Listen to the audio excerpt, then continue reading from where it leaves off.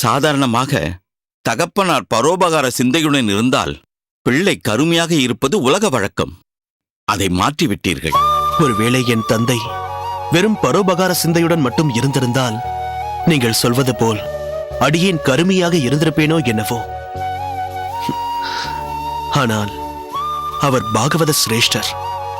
இதை அவர் பகவானுக்கு செய்யும் தொண்டாக கருதியதால் அந்த எண்ணம் என்னுள்ளும் வேரூன்றி இருக்கிறது. இதுவும் பகவான் சித்தமே. ஐயா,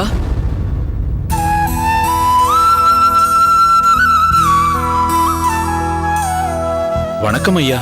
வணக்கம். வா கதிரேசா.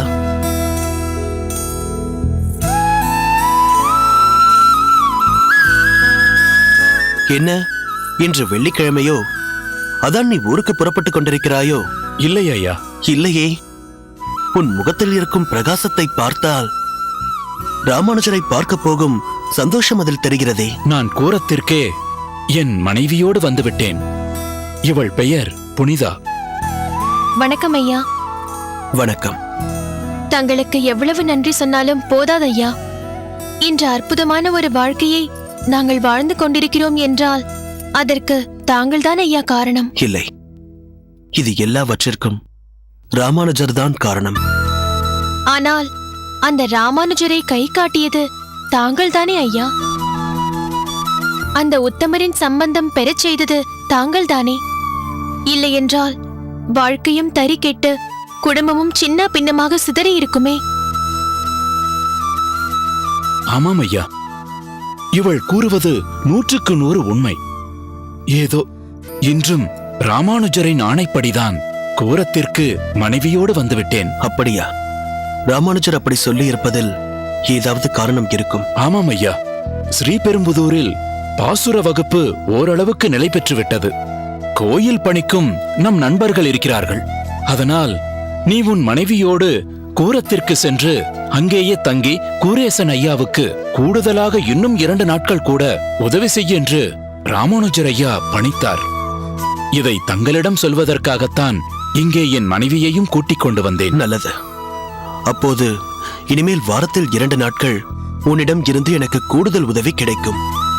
அப்படி இல்லை ஐயா, கூடுதலாக 2 நாட்கள் தங்களுக்கும் இங்குள்ள ஆதிகேசவருக்கும் கைங்கரியம் செய்வதற்கு எனக்கு ஒரு வாய்ப்பு கிடைக்கிறது என்றுதான் சொல்ல வேண்டும். கணக்கு பிள்ளை, இவர்களுக்கு உடனடியாக நல்ல வசதியான வீடு ஒன்று அமர்த்தி கொடுங்கள். சரிங்க ஏசமா. வேண்டாம் ஐயா, இப்போது நான் தங்கியிருக்கும் இடத்திலேயே இருந்து கொள்கிறேன். இல்லை கதிரேசா, நீ ஒரு கட்டாய பிரம்மச்சாரியாக அந்த இடத்தில் இருந்திருக்கிறாய். மனைவியோடு இருந்து குடித்தனம் நடத்த அது தோதான இடம் அல்ல. கணக்கு பிள்ளை, வசதியான வீடு மட்டும் போதாது. குடித்தனம் நடத்துவதற்கு தேவையான சமையல் பாத்திரங்கள் இன்னும் மற்ற பொருட்களையும் சீக்கிரம் அவர்களுக்கு வாங்கி கொடுக்க ஏற்பாடு செய்யுங்கள். ஆகட்டும் ஏசமா. ஐயா, ஒரு விண்ணப்பம். சொல்லம்மா. வீடு அமைந்ததும் தாங்கள்தான் வந்து சுவாமி படத்துக்கு முன் விளக்கேற்றி எங்கள் வாழ்க்கையை துவங்கி வைக்க வேண்டும். நிச்சயம் வருகிறேன். விளக்கேற்ற அல்ல, ஒரு விருந்தினராக. பெண்ணின் கையால் விளக்கேற்றுவதே மங்களகரம். வீட்டிற்கு விளக்கேற்ற ஒரு மகானுபாவன் வரவேண்டும் என்று யாரும் கூறுவதில்லை. ஒரு மகாலட்சுமி வரவேண்டும் என்பதே வழக்கு.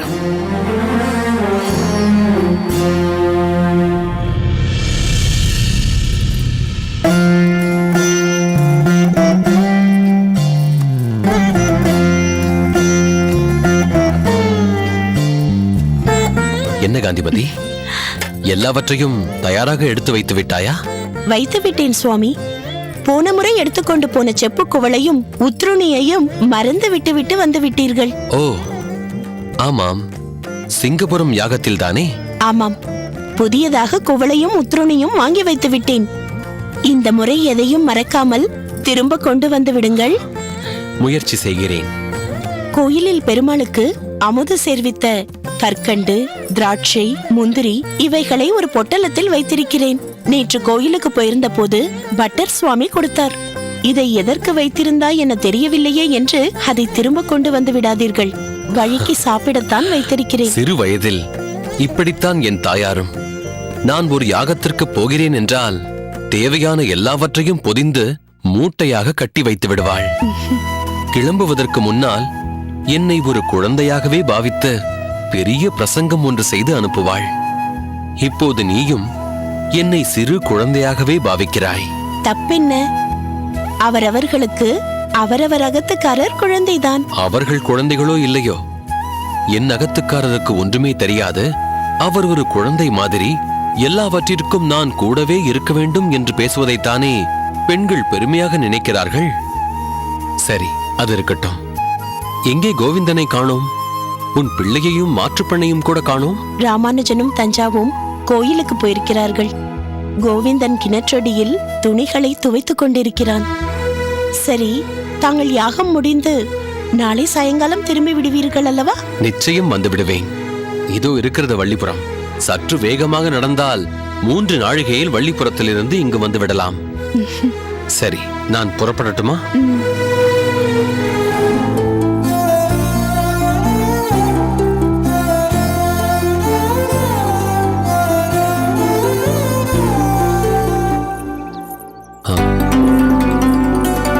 என்ன சுவாமி?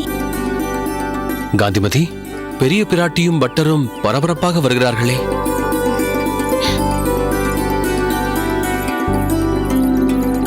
வாருங்கள் மாப்பிள்ளை, வாடி. அக்கா, சீக்கிரம் உள்ளே போய் வெல்லம் கொண்டு வா. வெல்லம் இல்லை என்றால் வெறும் கையோடு வந்து விடாதீர்கள். இனிப்பு எது இருந்தாலும் உடனே கொண்டு வந்து விடுங்கள். என்ன விஷயம் பட்டரே? என்னடி இவ்வளவு பரபரப்பாக இருக்கிறீர்கள்? எதற்கு வெல்லம் கொண்டு வர சொல்கிறீர்கள்? பூமி தேவிக்கு ஆண் குழந்தை பிறந்திருக்கிறதக்கா.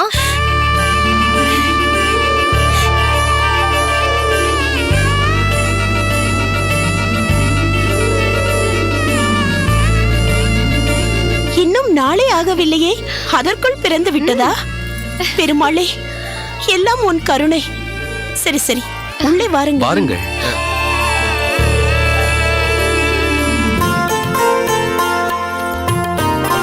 நல்ல வேளை, நீங்கள் சற்று தாமதித்து வந்திருந்தால் அத்திம்பேர் வள்ளிபுரம் யாகத்துக்கு கிளம்பி போயிருப்பார்.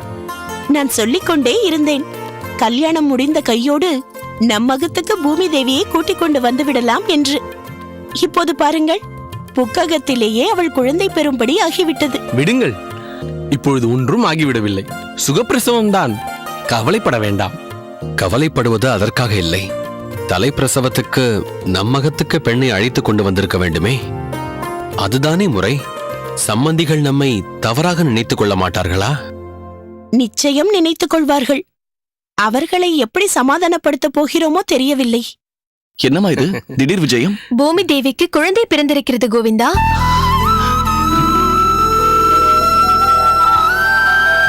நமக்கு எதிரகத்திலே இருக்கும் முகுந்தன் தான் தகவல் சொன்னார். அதுதான் உடனடியாக புறப்பட்டு இங்கு வந்து விட்டோம். நேராக அவர்கள் அகத்திற்கு தான் போகிறோம்.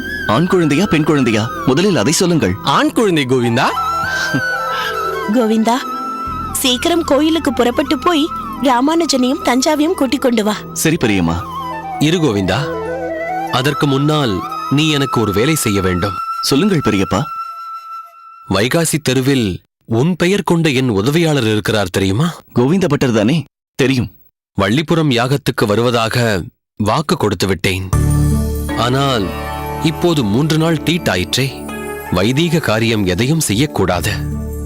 இதை சற்று விவரமாக கோவிந்த பட்டரிடம் சொல்லி தயவு செய்து தங்களையே தலைமை பிரகஸ்பதியாக அங்கு சென்று அதை நடத்தி வைக்குமாறு பெரியப்பா மிகவும் கேட்டுக்கொண்டார் என்றும் கூறு. அதற்கு பிறகு நீ கோயிலுக்கு போய் ராமானுஜனையும் தஞ்சமாம்பாளையும் அழைத்து வந்தால் போதும். மற்றவர்கள் காரியங்கள் முதலில், பிறகுதான் நம் காரியம். மூட்டையில் யாகத்துக்கு வேண்டிய அத்தனை பொருட்களும் இருக்கின்றன. அதையும் அவரிடம் கொடுத்துவிட. சரி பெரியப்பா.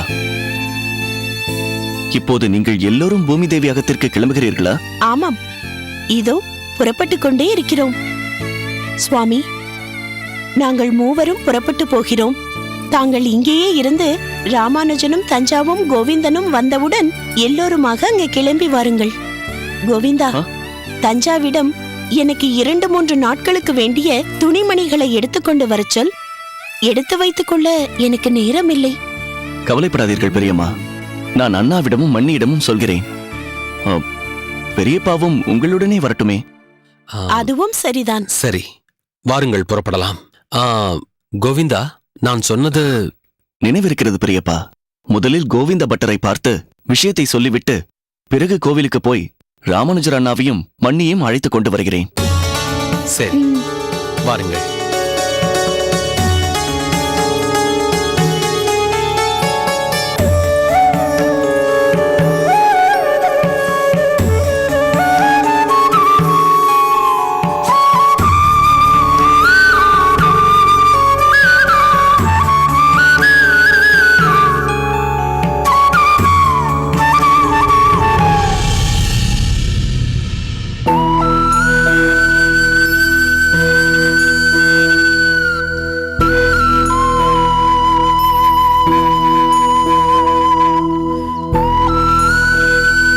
நமஸ்காரம் சுவாமி, வாருங்கள்.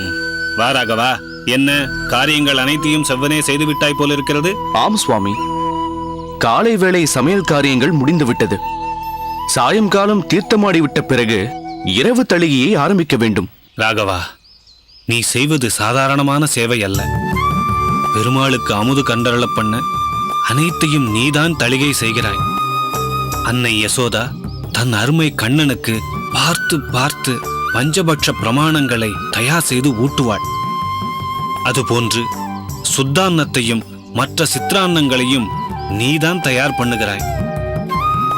அப்படிப்பட்ட உன்னதமான பணி உமக்கு வாய்த்துள்ளது. அதை அடியேனும் உணர்ந்துள்ளேன் சுவாமி.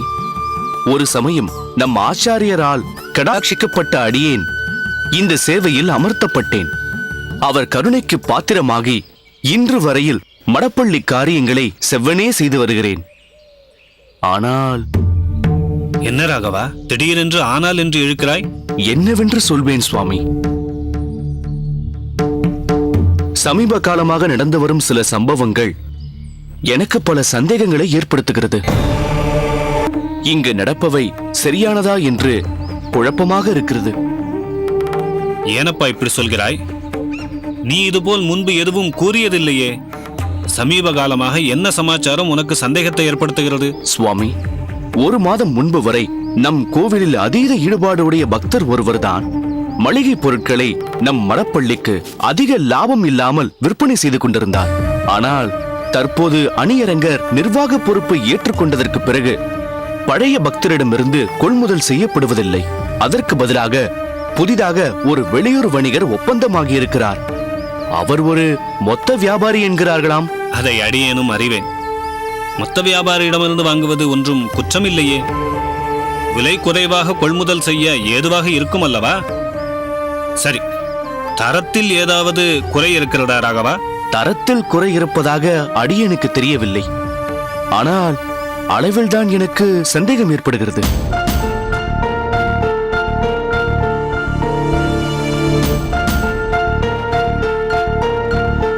எதை வைத்து அப்படி சொல்கிறாய் ராகவா? சுவாமி, எப்போதும் போல்தான் வார தேவைக்கு ஏற்றாற் போல்தான் அதிகாரியிடம் மளிகை பொருட்கள் பட்டியலை கொடுக்கிறேன். புதிய நிர்வாகி அந்த பட்டியலில் அடியேன் குறிப்பிட்டுள்ள அளவை குறைத்ததாகவும் தெரியவில்லை. ஆனால் தளிகை செய்ய மடப்பள்ளிக்கு வரும் பொருட்களில்தான் அளவு குறைந்துள்ளது. அவை சீக்கிரமும் தீர்ந்து விடுகிறது. இப்போதெல்லாம் அளவிற்கு அதிகமாக தளிகை செய்கிறாயோ என்னவோ? அப்படியெல்லாம் ஒன்றுமில்லை சுவாமி. தளிகை எப்போதும் போல்தான், அதில் எந்த மாற்றமும் இல்லை. ஆனால் பொருட்கள் மட்டும் அளவில் மாற்றம் கண்டுள்ளது. நீ சொல்வதும் யோசிக்க வேண்டிய விஷயம்தான். ஒருவேளை நீ கேட்கும் அளவை நிர்வாகியே குறைத்து விடுகிறாரோ என்னவோ? இல்லை சுவாமி, புதிய நிர்வாகியான அணியரங்கர் சுவாமி அப்படி செய்வதாக எனக்கு தெரியவில்லை. காரணம், மளிகை பொருட்களின் அளவை மொத்த வியாபாரியிடம் தெரிவிக்கும் போது அடியனும் தான் உடன் இருக்கிறேன். அப்படி என்றால் கடந்த காலத்தை ஒப்பிடும்போது தற்போது ஒரு மாதமாக கொள்முதல் செய்யப்பட்ட மடப்பள்ளி பிரசாதங்கள் நிச்சயமாக அளவு குறைந்துதான் பக்தர்களுக்கு விற்பனை செய்யப்பட்டுள்ளது என்பதை உன்னால் உறுதியாக கூற முடியுமா? உறுதியாக கூற முடியும் சுவாமி. அப்படியென்றால் இவ்விஷயத்தை நீ அணியரங்கரிடமே கொண்டு சென்றிருக்கலாமே. அதில்தான் சுவாமி ஒரு சிக்கலே இருக்கிறது. அணியரங்கர் சுவாமி எப்போது பார்த்தாலும் யாரிடமாவது சிடுசிடுவென்று தூக்கி எறிந்து பேசுபவராகவே இருக்கிறார். அடியேன் சொல்வதை ஏற்பாரா மாட்டாரா என்று குழப்பமாகவே உள்ளது. இது பற்றி ஆச்சாரியரிடம் தெரிவித்து விடலாம் என்று இருந்தேன். வேண்டாம், அவசரப்பட வேண்டாம் ராகவா. எல்லாவற்றையும் ஆச்சாரியார் தலையில் சுமத்தினால் நன்றாகவா இருக்கும்? மேலும் மாரநேர் நம்பியிடம் அணியரங்கர் நடந்து கொண்ட விதம் ஆச்சாரியருக்கு உடன்பாடு இல்லை. இருப்பினும் இது பற்றி விவாதிக்க வேண்டாம் என்று அடியேனுக்கு கட்டளையிட்டுள்ளார். சரி ராகவா, நீ உன் வேலையை கவனி. அணியரங்கரிடம் இது பற்றி அடியேன் பதவிசாக பேசி பார்க்கிறேன். ஆகட்டும் சுவாமி. நம்பி சுவாமிகளே, இந்த விஷயம் சற்று விவகாரமாகத்தான் இருக்கும் போல் தோன்றுகிறது. இல்லை அரையறை, பல நேரங்களில் அடியேனே சில அவசர முடிவுகளை எடுத்திருக்கிறேன். பிறகு அதற்காக வருந்தியும் இருக்கிறேன். எனவே இப்போதைக்கு இதை விவகாரமாக பார்க்காமல் ஒரு விஷயமாக பார்ப்பதுதான் நல்லது என்று அடியேனுக்கு தோன்றுகிறது. மேலும் யார் அபராதி என்று தெரியாமல் ஒரு ஸ்ரீ வைஷ்ணவரை அபச்சாரப்படுத்திவிடக் கூடாது. அதே நேரத்தில் அபராதி தப்பிக்கவும் கூடாது. ஆனால் அணியரங்கரிடம் இது பற்றி பேசுவதில் அடியேனுக்கு எந்த தயக்கமும் இல்லை. அது அடியேனுக்கும் நன்றாக தெரியும். இருப்பினும் தாங்கள் கேட்பதை தவறாக புரிந்து கொண்டு அணியரங்கர் தங்களிடம் ஏதாவது கடுமையாக பேசிவிட்டால் தாங்கள் பொறுமை இழந்து அவரிடம் கோபத்தை காட்டும்படி நேர்ந்தால் தாங்கள் சற்று நேரம் முன்பு கூறினீர்களே, இது பற்றி ஆச்சாரியரிடம் இப்போதைக்கு எதுவும் கூற வேண்டாம் என்று. அது தன்னாலேயே அவர் கவனத்துக்கு சென்றுவிடும். ஓ, அப்படி சொல்கிறீரா? அப்படியெல்லாம் நடக்காமல் அடியேன் கவனமாக பார்த்துக் கொள்கிறேன். நீங்கள் கவலைப்படாமல் இருங்கள். வாருங்கள்.